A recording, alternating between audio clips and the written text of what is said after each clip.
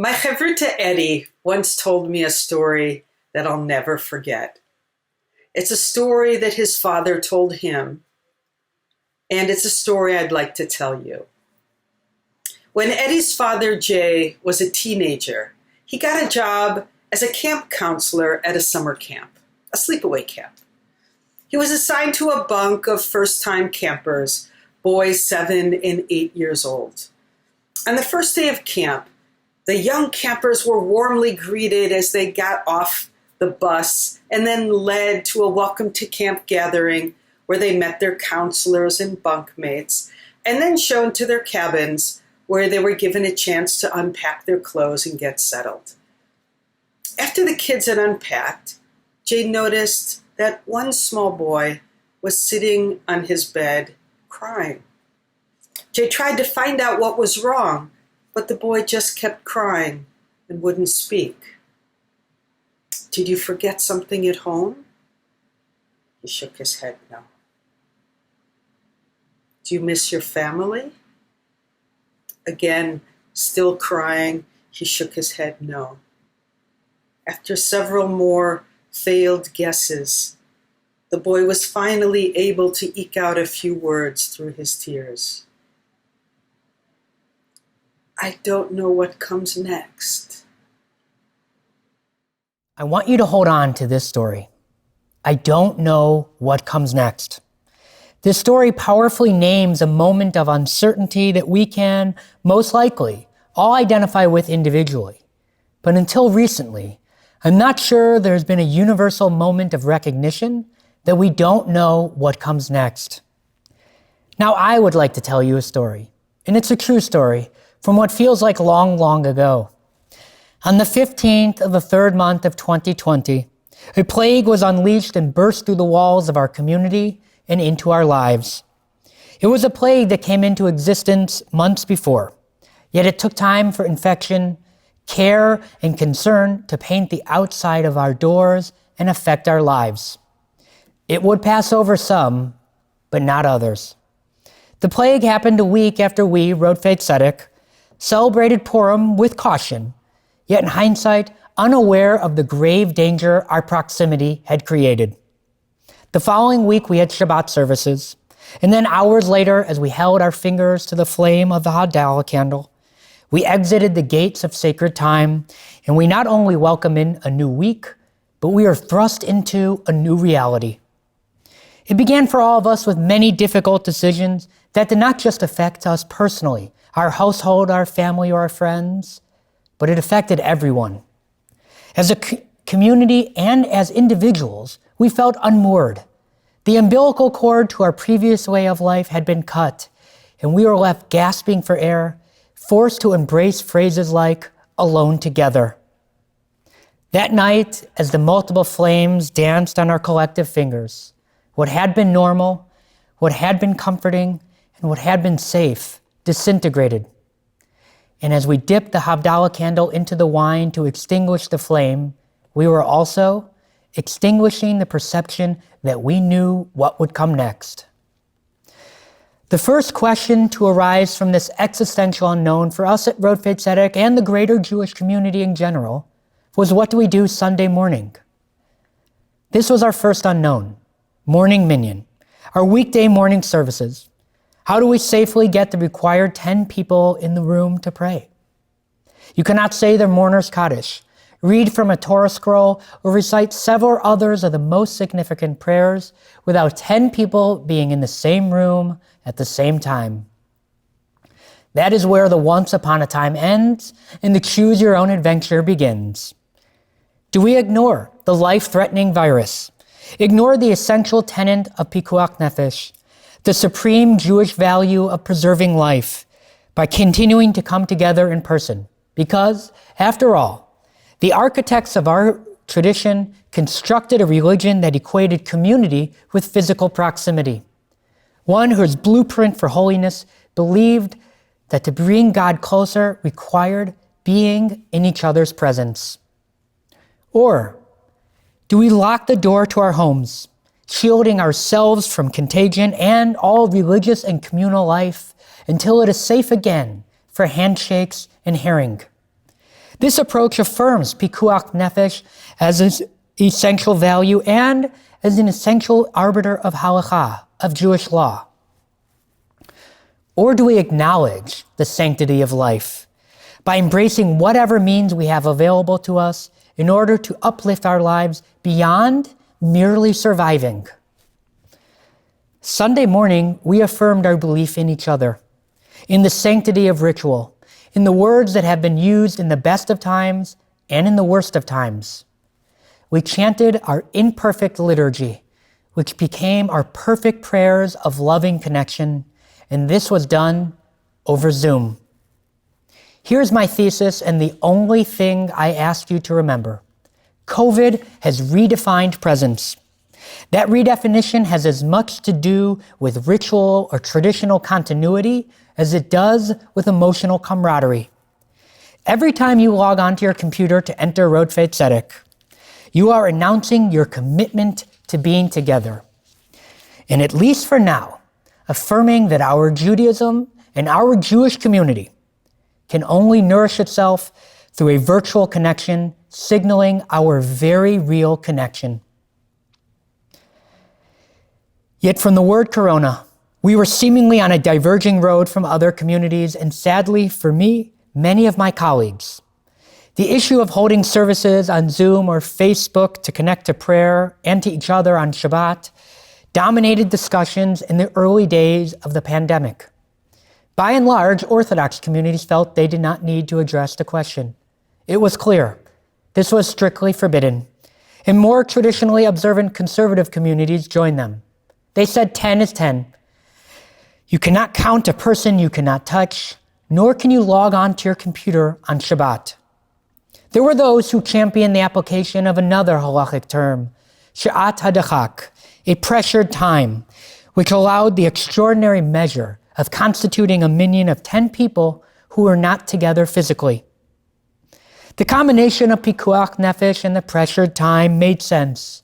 Yet from the very beginning, something felt off about needing halachic language. It felt small. It felt demeaning to the emotional state we were in, not to mention to our religious needs. Those needs had not gone away, and from my vantage point, their place in your lives has only grown. It felt that our very real and very raw emotions were being forced down the narrow corridor of halakha, that we could not trust what we knew we needed.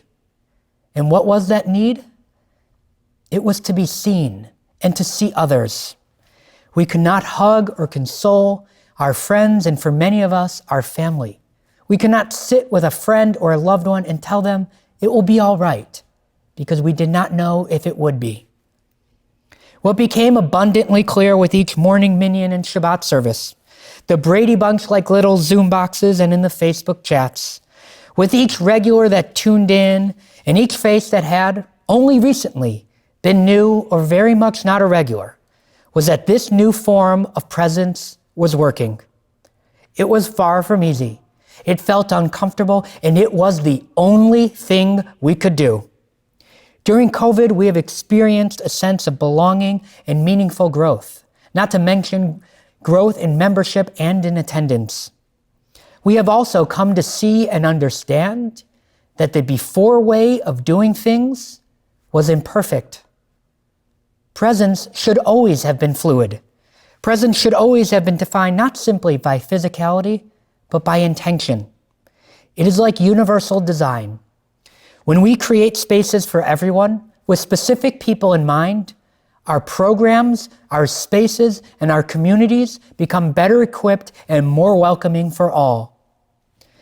By creating and maintaining virtual outlets, the single parent can comfortably join the community in prayer and conversation.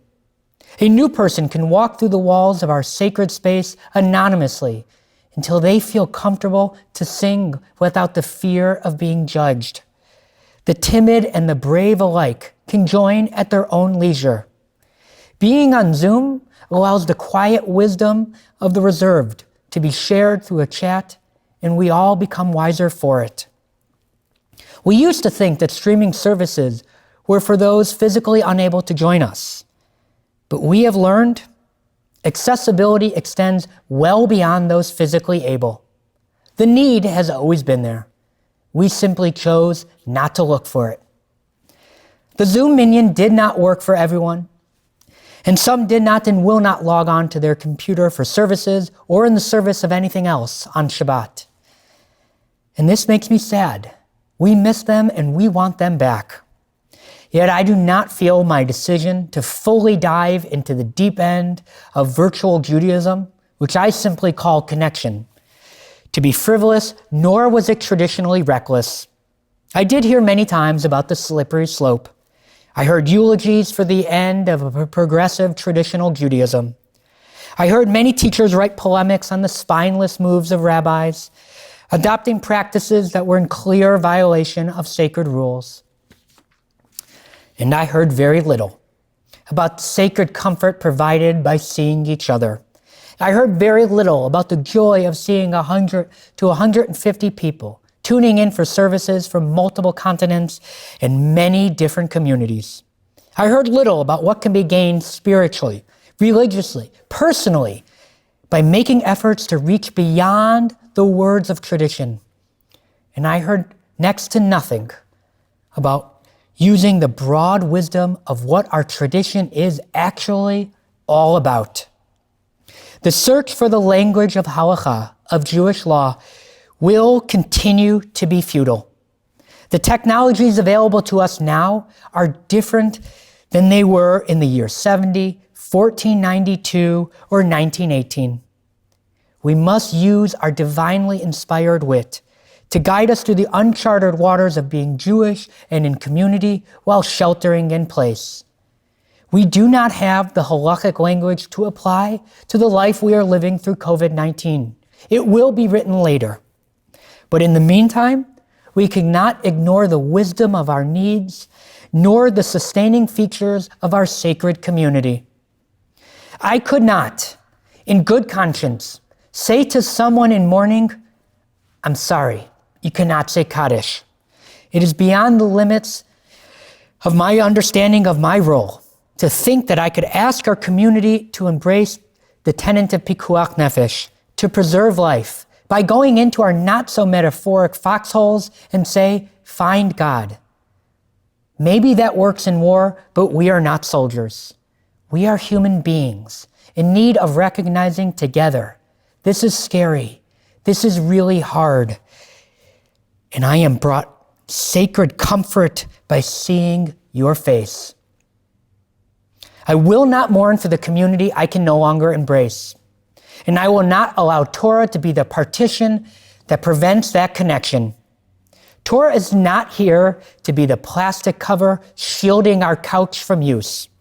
The Torah was given to us on Mount Sinai in order to be used, shared, and spilled upon through our heartfelt connection. You may not be with me on these decisions, but I hope you are and continue to be. I am choosing to embrace the Judaism I have in front of me. I am choosing to log on to my computer on Rosh Hashanah, and I will continue to turn on Zoom every Friday night at 6 p.m. to light candles with you, and I will celebrate and ritualize the God I see in each of your faces when we do. When we show up, we find the God of community. When we show up, we find Soloveitchik's idea of chidush, of something new that cannot be found in traditional places, and that law and Jewish living is in need of perpetual new life, which, as Soloveitchik says, can only be birthed through chidush. When we show up, we understand Buber, when he wrote that the highest and most courageous act in the service to God is to be present for our fellow man. When we show up, we see our fellow community member, and we can see that they are crying, having forgotten or neglected to remember that the camera is directly in their face. And when asked, "Are you okay?" and they say, "Yes, I have allergies," but it feels so good to be seen. That vision is one we are all engaged in, and it enacts a form of ritualistic poetry. Poetry is generative. It creates the narrative meaning that gives voice to the words we do not yet have. Poetry exists within the productive discomfort of, I don't know what comes next. One of my favorite writers, Ben Lerner, who is a poet first and foremost, wrote that the poem is an imaginary bomb with real shrapnel. It explodes the category of poetry and it enters history. When a previously unknown Aramean heard a voice and simply replied, Hineni, here I am, he took the poetry of life out of the heavens and brought it into daily life. When an adopted boy of Pharaoh's daughter stopped long enough in the desert to see a bush that was in flames but would not be consumed, his care said, Hineni. When the temple was destroyed and a fringe group of teachers known as rabbis took their conversations out of the academy and taught their lessons in order to be lived, saying that God can and should be found through our words and not through sacrifice, their Hineni echoes to this day. And each time the participant list grows from 1 to 2 to 45, our divinely inflected voices are saying together, Hineni. God willing, this will end.